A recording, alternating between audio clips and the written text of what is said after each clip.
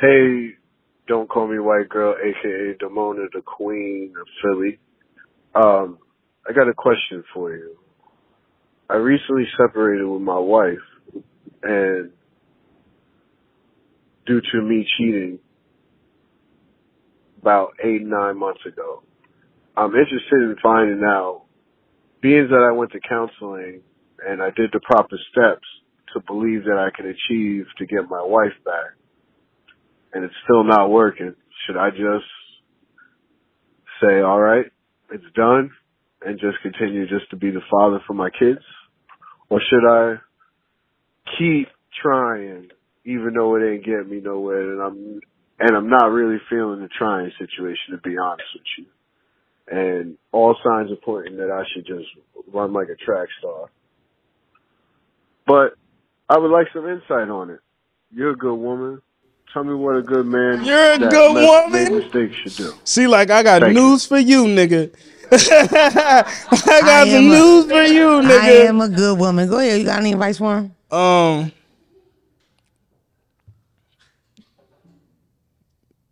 Not really, but I mean, he didn't sound the most confidence in his change. He said, I believe that and it's like, if you believe, then you probably didn't do the work to know.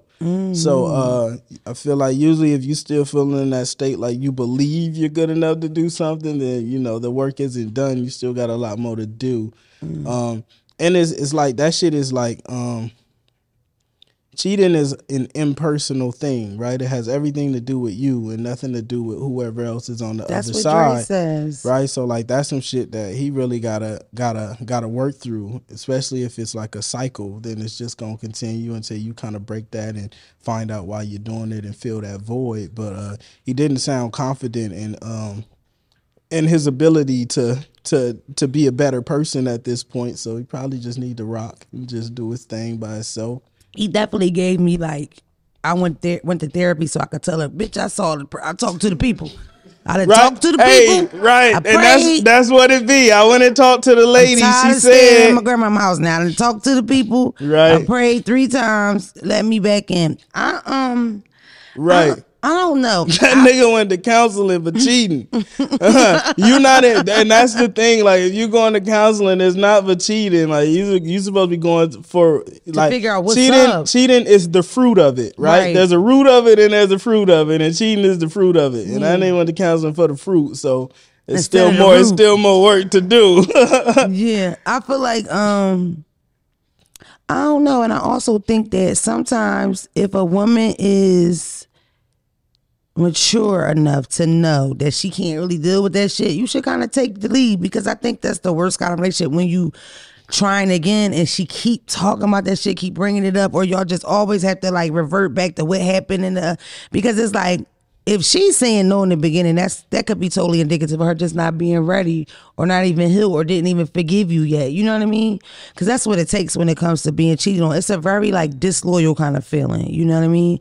And I'm speaking from a place of a person that did a lot of cheating. I didn't get cheated on a lot. You know, when the cheaters always come from that aspect, because a lot of times cheaters feel like it's nothing. I was just spending time with this person, or I'm using this person for money, or I'm doing whatever. But that's really the truth of it all, where the cheater usually has a whole nother issue that they're kind of avoiding. And that's why, dealing with different people is way easier, because if you worried about helping somebody put out their fire, you completely forget about the fire that's in your backyard. And that was definitely my situation.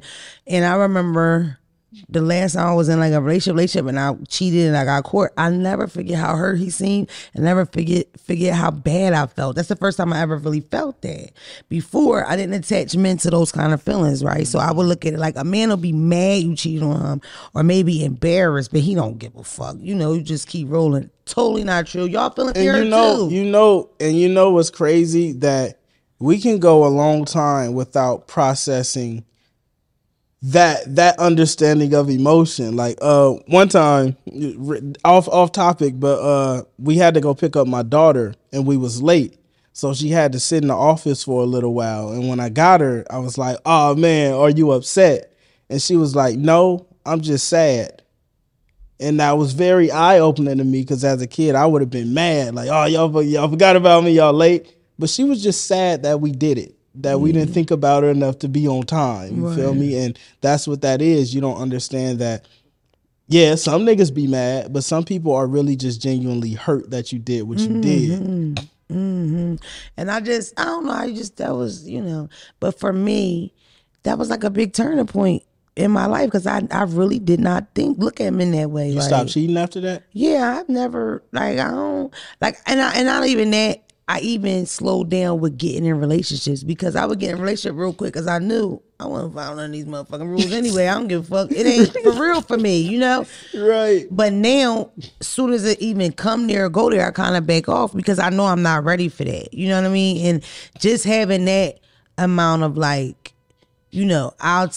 fuck feeling lonely or feeling like you need somebody feeling. It's more important to me to be a better person in these relationships versus just getting in them or just. That's beautiful. That's growth. But then on the fucked up part of Russell is now I'm famous, so I'm gonna find a nigga and I talk about sucking dick all the time. You know what I mean? Because I don't even a lot more difficult. Like that. I just talk about it. The difficulty increases once you have a claim. Oh my God! Because now I don't know if they like me, if they want to repost.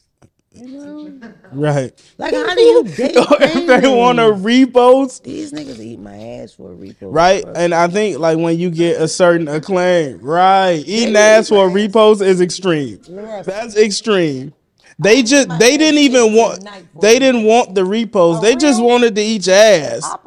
They tricked you. If I post a nigga real, I can get my ass ate. And I probably get a little gift too. I'm keeping it real. I mean, like seriously, it's been times where guys are trying to holler at me now, and it's so obvious that he doesn't know nothing about me. Right. He don't know what I do. All he knows is this bitch is famous. She might get me in a room. And it's such like, oh God, it's nothing more unattractive when you kind of peep this nigga's motive. See, and that's the thing. I feel like you can always sense that energy. I can, kinda. Yeah.